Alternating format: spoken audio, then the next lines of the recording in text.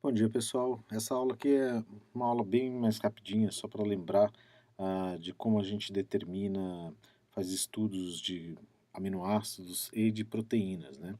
A gente vai falar principalmente de duas técnicas muito importantes, que é cromatografia e eletroforese. Você já conhecia sobre cromatografia? Já ouviu falar de eletroforese? Bom, então nesse caso aqui, vou mostrar para vocês aqui, ó. Cromatografia, ela se baseia é uma técnica de separação e de identificação também, né, que se baseia a partir de algumas técnicas físico-químicas. Mas o que você precisa realmente saber de cromatografia é que existe alguns termos como fase móvel, fase estacionária e amostra, e detector também, né? No caso da fase móvel, vai ser o nosso solvente que vai ficar nesse reservatório, que ele vai ser bombeado constantemente, numa velocidade constante, através dessa coluna cromatográfica. Então, dentro desta coluna cromatográfica reside a fase estacionária. Então, geralmente lá uma sílica, algum outro tipo de substância que fica parada aqui dentro da coluna cromatográfica, que vai oferecer uma certa resistência para o caminhar dessas moléculas que compõem a sua amostra. E essas moléculas elas vão sendo arrastadas junto com a fase móvel. Então a fase móvel fica passando constantemente através da fase estacionária que fica aqui dentro da coluna cromatográfica. Então, se você tem uma amostra complexa, uma matriz complexa, você tem moléculas de vários tipos, de vários tamanhos, né? Então, dependendo da interação que existe entre essas moléculas e a fase estacionária, algumas vão percorrer com uma velocidade maior, portanto, vão sair primeiro na coluna cromatográfica, outras vão interagir mais com a fase estacionária e, por esse motivo, vai acabar tendo um tempo de retenção maior. E aí a gente consegue visualizar isso através de um detector, e aí depende muito da técnica. Às vezes você coloca um espectrofotômetro, um detector de massa, e você consegue analisar a partir dessa separação. Então, os tempos de retenção nos dizem que tipo de substância a gente está falando, e o tamanho do pico, ele vai te dizer a quantidade dessa substância presente na sua amostra, na sua matriz complexa. Uma perguntinha aqui, ó. Substâncias com maior massa molar, ou seja, aquelas moléculas maiores, elas saem primeiro da coluna cromatográfica ou não? Então vai pensando aí, se você concorda com essa afirmativa ou você discorda.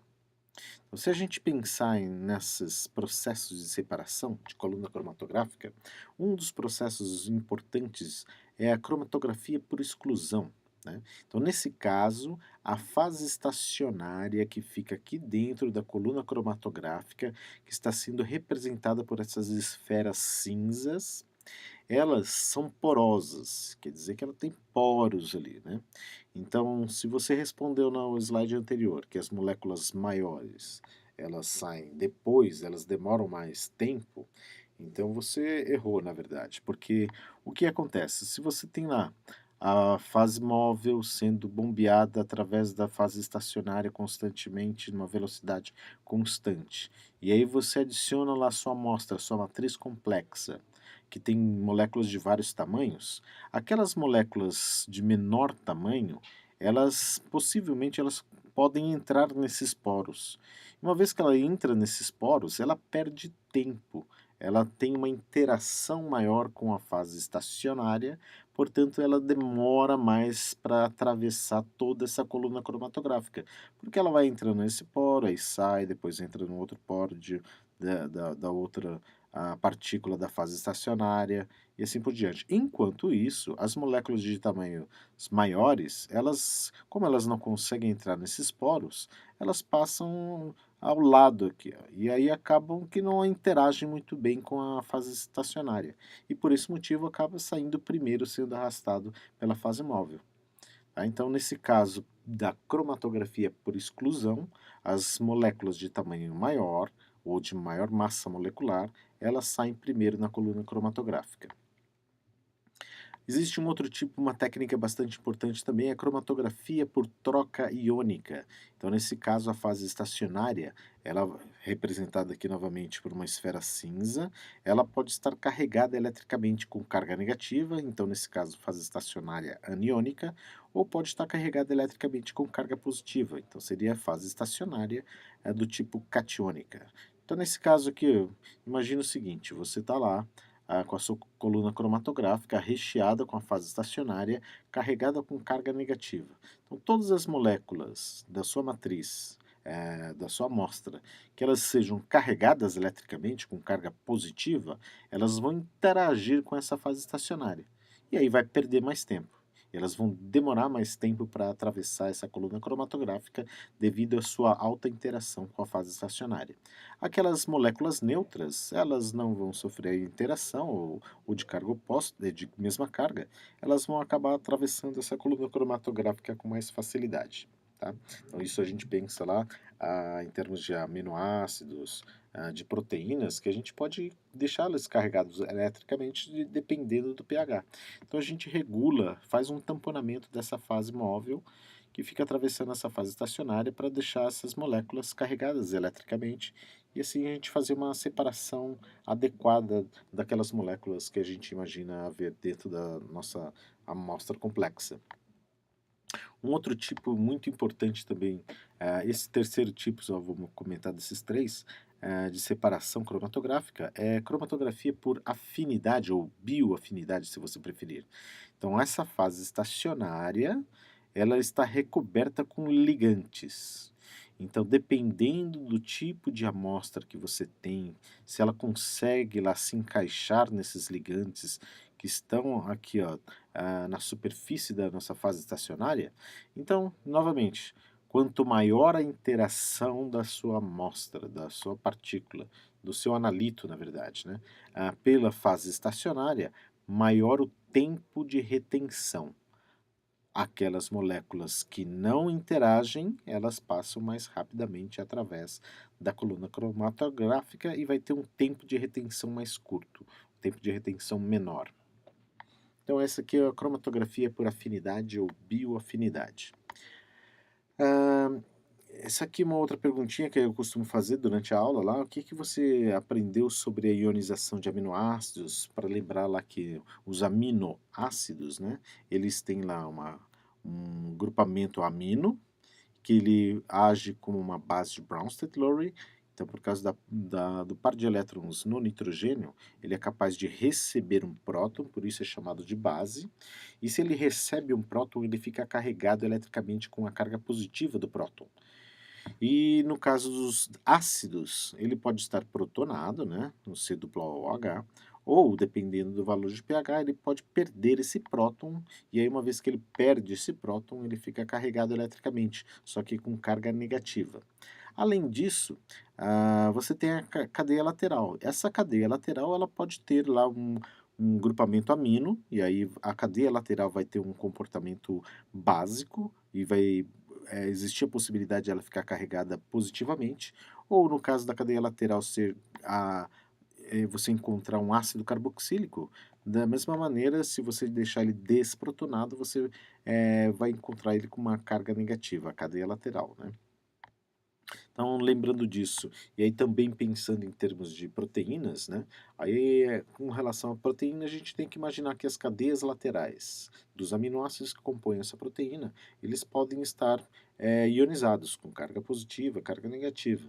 E a partir dessas cargas e a partir da característica dessas cadeias laterais, você pode fazer uma separação desses aminoácidos ou, inclusive, das proteínas ah, de diferentes proteínas. Então vamos dar uma olhadinha aqui, ó. Eletroforese. Então, a eletroforese a gente usa aqui algumas placas, e nessas placas aqui a gente coloca nessas cavidades as amostras, né? Então, geralmente na primeira cavidade aqui a gente coloca um marcador. Então, nesse tipo que está mostrando nesse desenho, existe uma separação por tamanho relativo. Então, aquelas moléculas muito grandes, elas vão tentar percorrer o gel que compõe essa placa aqui, ó, E, obviamente, moléculas muito grandes têm mais dificuldade de atravessar esse gel, então elas ficam mais aqui em cima. Conforme vai diminuindo o tamanho da molécula, elas conseguem percorrer melhor esse gel, sendo atraída por um polo positivo, ou dependendo da técnica, pode até inverter o polo, mas geralmente aqui um polo positivo, ela vai sendo atraída pelo polo positivo e consegue caminhar mais, porque ela é menorzinha e consegue atravessar esse gel com mais facilidade. Então, quanto menor o tamanho relativo dessa molécula, mais fácil de atravessar esse gel. Então, a gente pensa isso aqui principalmente mais para proteínas ou moléculas maiores, tá? Macromoléculas. E nas outras cavidades, a gente coloca as nossas amostras. Então, dependendo do tipo de marcação que você tem, então você consegue saber o tamanho relativo, comparando com o seu marcador, com aquele padrão que você tinha anteriormente nessa primeira cavidade. E aí você sabe o tamanho da molécula, já consegue determinar que tipo de proteína você tem ali dentro da sua amostra, tá?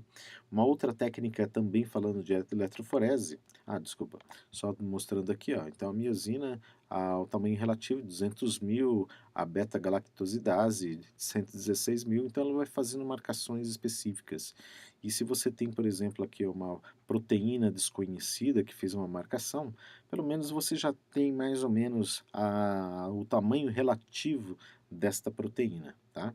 Que ficou aqui entre a ovoalbumina e anidrase carbônica, que tem um tamanho relativo de 31.000, tá? Uma outra técnica usando de eletroforese é eletroforese por fita, né? Você tem um gradiente de pH. Então, você pega uma fita, cria um gradiente de pH, como mostra aqui, ó. Digamos que a gente começa lá pH 12, 11, 10, 9, 8, 7, 6, 5, 4, 3, 2, aqui. E aí, se você largar a sua amostra, em qualquer lugar que seja, ah, colocou aqui nessa ponta, naquela outra ponta, tanto faz, porque se você coloca os polos negativos e positivos, a, a sua amostra, dependendo onde ela vai estar dentro dessa fita, ela vai estar ionizada. E aí ela sempre vai caminhar para aqueles polos, seja o polo positivo, seja o polo negativo. Mas vai caminhar na direção do que a gente chama de ponto isoelétrico. Por isso que é tão importante conhecer o ponto isoelétrico dos aminoácidos e, obviamente, conhecer o ponto isoelétrico das proteínas. Porque em qualquer posição que você largar a amostra, essa molécula ela vai tender a se direcionar para o seu ponto isoelétrico. Chegou no ponto isoelétrico, ela acaba ficando uma carga elétrica neutra, né? Então todas as cargas positivas e negativas se anulam, ela já não é, ela não corre mais na direção nem do polo positivo nem do polo negativo e fica paradinha aqui. Então ela fica parada justamente em cima do seu ponto isoelétrico. Então lembrando que a gente pode separar a molécula a partir de tamanho relativo e por essa outra técnica também a gente pode fazer o que a gente chama de focalização isoelétrica. Ou a gente pode também combinar as duas técnicas. Então, digamos que a gente pegou uma amostra de proteína e a gente fez uma separação, uma primeira separação a partir de ponto isoelétrico. Mas no caso dessa separação de ponto isoelétrico, formou uma mancha muito grande no meio, como acontece aqui, por exemplo, né? Que você sabe que é uma mistura de proteínas e você não sabe quais proteínas, a quantidade de cada uma delas. Então você combina as duas técnicas. Primeiro faz uma focalização isoelétrica e aí você combina lá com uma separação por tamanho nessa placa de gel de agarose, por exemplo. Então aí você separa primeiro numa dimensão e depois na outra dimensão. E aí você tem lá, mesmo que as moléculas tenham um ponto isoelétrico parecido, você vai separar elas agora por tamanho relativo. Então as moléculas de tamanho maior ficam aqui em cima e as de menor tamanho elas percorrem melhor esse gel e acabam se distanciando das outras. Essa combinação de técnicas de cromatografia, de eletroforese, para você conhecer, tá bom? Espero que você tenha gostado desse vídeo, vou tentar colocar mais alguns por esses dias aí.